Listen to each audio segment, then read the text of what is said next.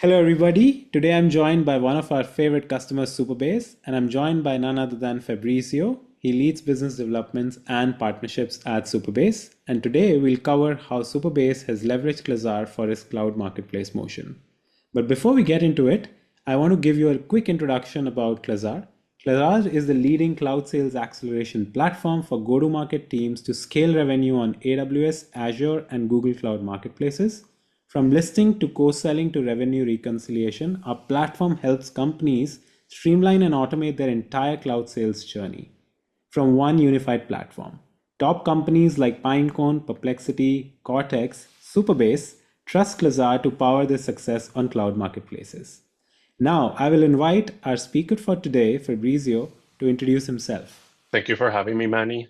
Yeah, that's right. As you mentioned, I'm leading business development in the partnerships team at Supabase. I joined Supabase in May of last year, working primarily with our ecosystem partners to look at ways of generating more revenue with co-sell and go-to-market strategies.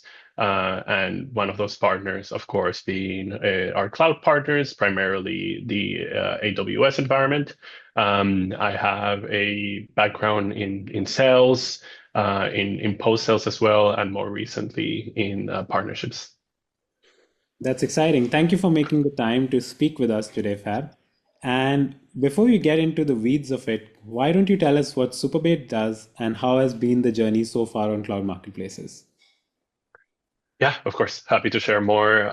So Supabase is the open source Postgres database provider. We're used by millions of developers, whether it's indie devs building a hobby product, whether that's early stage founders building their MVP and hopefully getting it into production and raising millions of dollars in rounds, or whether that's enterprise developers developing applications for enterprise solutions, basically within larger organizations.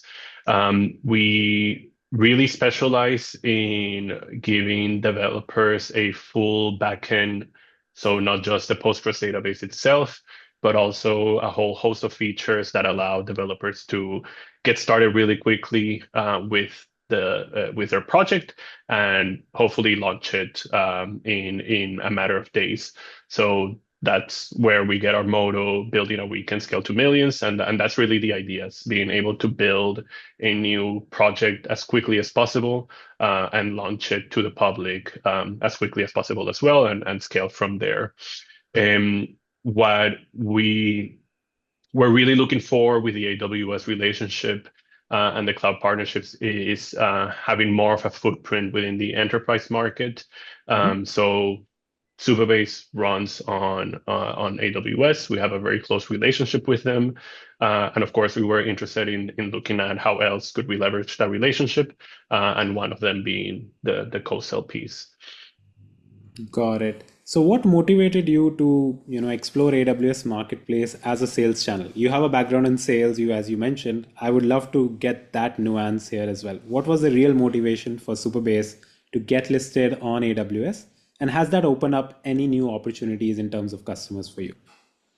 Yeah, certainly. I mean, I think it's two main pieces, and exactly having coming from a background in sales where I got to work on a lot of deals together with AWS counterparts as well. I mean, I think on the enterprise segment, it's really about meeting customers where they are. So enterprise customers that are deployed on AWS, they'll usually have certain spend commitments in place with AWS. They have a very tight relationship with AWS since they're running a lot of their services on AWS.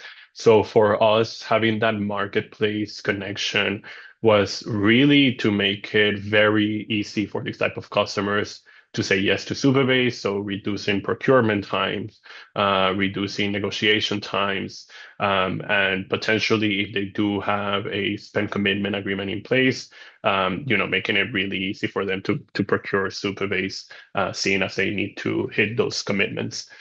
The other side that we were very interested in exploring with AWS as well is yes, we had a very large footprint in the startup space, especially early stage. How could Hmm. we actually go way beyond that, particular for the type of startups that are getting startup credits through AWS and are part of the AWS Activate program, which is our startup program. So how could we reach even more of those startups? Both of those um, strategies have been hugely successful for us and definitely open a lot of doors in many ways. Got it. Understood. So, as I understand that you were doing everything in-house, or were you so when you were in the market to explore a tool or a cloud GTM platform, what were the things that or features that you were looking for in a product? And why did you eventually choose Clazar over other approaches or other products? Yeah, that's a really good question. I'll share that I joined after we made the decision to join Plaçar and right when we were doing the transition. Hmm. But from having a pretty good understanding and working with the different team members, really what we wanted to solve for was speed, one, and then that visibility over our other systems. So basically being connected to our CRM and data pipelines, in this case being HubSpot and BigQuery, Tableau, and Hex. So those were really the things that we were looking to solve with Classar. For people that might be familiar with ACE, AWS Partner Central, it is sort of it's a separate tool, a separate solution. It's standalone. It's relatively hard to get data out of it. It's relatively slow. So yeah, we are a company that's in a very privileged position where we get a lot of opportunities and a lot of interest inbound, and we needed to move really, really quickly, and our sales team needed to move really, really quickly. So yeah, we wanted to have um, speed on that end, and then as little operational overhead as possible on the entire process, basically. Understood.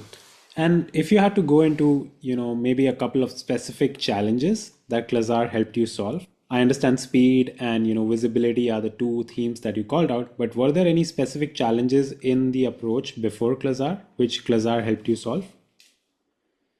Yeah, I mean, I think definitely one that I experienced myself on the speed piece, so I can speak to that a little bit more closely. Hmm. When I joined and I was supporting some of these deals, we had a pretty long onboarding process, having to manage the opportunities via ACE. So we ended up losing potentially a lot of opportunities and a lot of revenue on the table from slow onboarding process, slow communication between ourselves and the customer and the AWS representatives as well. Um, a lot of manual processes and a lot of back and forth, less visibility as well, because again, it's a separate standalone tool. So um, we didn't have it centralized in HubSpot, which is our source of truth and where we surface all of those opportunities. So, a lot of things were getting dropped. We were missing out on a lot of opportunities. And then when we did roll out Classar, which was a pretty quick rollout with a lot of support from the Classar team, we basically had everything as if it were our CRM, and that just made it a lot easier for myself and for the sales team to work and support those opportunities. Got it. I've seen a lot of sales leader and I speak to a lot of them. They do think that adoption becomes a very big challenge when it comes to shifting to cloud marketplace as a motion, and having a tight integration with CRM actually helps drive adoption among sales team because everything is in their current workflow. Did you see that as well at Supabase? Like, did Clazar's HubSpot integration help you drive adoption? Yeah, absolutely. Because again, it was basically just a if where HubSpot that everyone was familiar with. So it absolutely helped.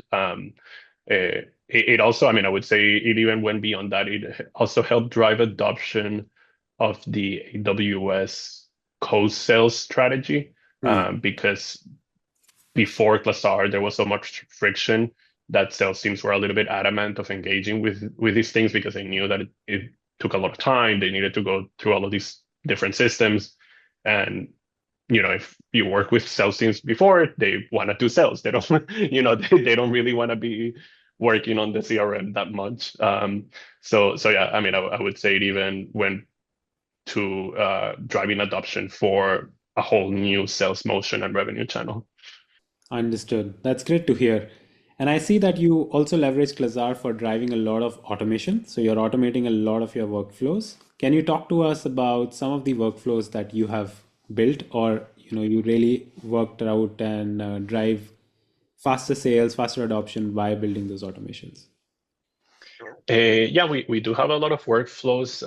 I can think of a few that I've used myself. I think probably the two that have been super useful for us was inbound lead workflow. As I mentioned, we are very privileged in that we get a lot of inbound leads, so we Mhm. needed to have ways to manage those leads a little bit easier, either with filling out more information that we needed about the lead, sending them to the right salesperson who could manage the lead, as well as, again, making sure that everything that we were getting through ACE was reflected in HubSpot. So that was one that was hugely impactful. I think before at some point I counted it, and we had probably like 7 or 8 steps from the moment that we got a lead that we needed to fill information manually, add it to HubSpot, add it to a deal, add it to a company, and we got that down to like maybe like 1 or 2 steps, and the rest was automated. Um, the second one that was very impactful as well were Slack integrations as well, Hmm. and being able to alert and notify our sales team of those leads that are coming in, deals that are progressing, stage they're in, when a customer accepts a private offer, all of these different sort of stages and milestones in a deal's life cycle. And then another third one, I mean, the one that we were talking about just now in terms of adoption is that ability of being able to create a private offer and a co-sell deal directly within HubSpot, and then having that automatically reflected in ACE as well, and uh, in a way automating the engagement with AWS through that workflow is also hugely relevant for us.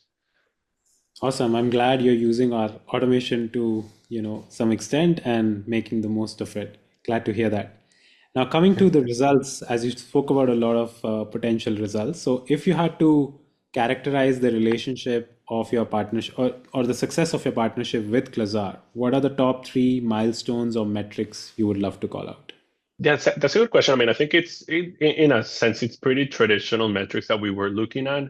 Again, everything was living in ACE before, and there was kind of like that disparate between what we're generating through AWS, but it's also there versus what we're actually generating and having kind of that complete visibility. So we were pretty looking at some pretty um, uh, like I would say common metrics around conversion rate of opportunities that we were getting through ACE, pipeline and revenue, close won revenue from those AWS opportunities. Mm. But I think what it allowed us in a bigger sense was to actually help us win some of those deals, because before Classar, we were losing a lot more AWS deals than we were winning, Mm. just because of this friction and like this sort of inability to operate at speed. So I think that really the main metric were just opportunities that like one opportunities from that AWS relationship, which if you're familiar with building an AWS engagement, Yeah. the more success that you can show via Marketplace and via AWS, the more you'll get from them as well. So yeah, I think that's been the main driver of success. Great to hear that. And how has the process of working with Clazar been like? Is it better than you expected? Is it worse than you expected? Or is it as expected? Anything that stood out for you? I mean, I've worked with a lot of different vendors in the past. I think what stood out uh, about Classar to me, and I've said this a couple of times, was the support and the response times from the team. Mm, So one of the things that I mean, also do it as a company, and it was great to see the Classar team engage with that. Was shared Slack channels as well. And I've just been really surprised by how quickly they are to respond, the level of information and transparency that they share, and especially want to share Deepshika, which is one of the team members that I was working very closely with, how communicative she was, how willing to help, to solve issues, to look at workflows that we wanted to automate together, and then very quickly come up with those solutions. So both her knowledge of Supabase, knowledge of sales cycles, knowledge of Classar, and then just really dedicated support, I think is one thing that stood out for me amongst a lot of other vendors. awesome. Deepshika is indeed a superwoman, I can tell you for that. Uh, all right. And in terms of what's next for Supabase in expanding marketplace presence, and how do you see Clazar can play an important role in that expansion? This year, we're really going deep on building a more programmatic and structured um, go-to-market relationship with the AWS team, particularly in the US and across different segments, different industries, different verticals, and then the different sort of regional offices in the US. So, that's going to mean working with a lot of different team members at AWS, and again, potentially mean that we're going to see a lot more um, marketplace activity. Mm, One thing that I failed to mention so far, but I mean, it also ties into this and what the next sort of year and 2 years look like, is that Glassar was also able to help us roll out our self-serve marketplace offering, mm, which has been huge. Supabase is traditionally a product-led growth company with self-serve options. And one of the key things that we were missing from our marketplace offering was that self-serve option. And Classar helped us roll that out a lot, again, with a lot of engagement from the team, a lot of support from the team, and a lot of expertise. So we rolled that out in December of last year. We're already seeing a ton of success from that. So we believe that that's definitely going to be a key driver of revenue. And then again, going back to that AWS relationship piece, the mm. more success that you drive through marketplace, the more you get out of them. So, we will see that becoming really key for our team. No, that's really awesome to hear, and good luck with your expansion plans. Last question for you, Fab. What advice would you give other software vendors and companies looking to either launch or optimize their cloud marketplace strategy? I mean, I think one advice I would have is that AWS and marketplace is complex. And there are people out there at Classar that are willing to help you with that and to help make it work for you and your team. Especially when we started working with Classar, we were around 100 people, and we really needed to make it work. We did not have the resources to build something like this ourselves, to dedicate any more human capital than we did at the time to work with the Classar team. So, um, when you're scaling at that speed, your focus should be on the customers, on building the core product and capabilities, not on trying to make these complex, machine that is AWS Marketplace fit within your systems. But Classart can help you solve that very quickly. I think for us, it was possibly a 2-month engagement when we during which we rolled out Clazar, and it immediately started providing success for us. So yeah, I mean, I think it's probably that it's focus on the right things, and then work with the teams and the people that can support you in your scale and growth.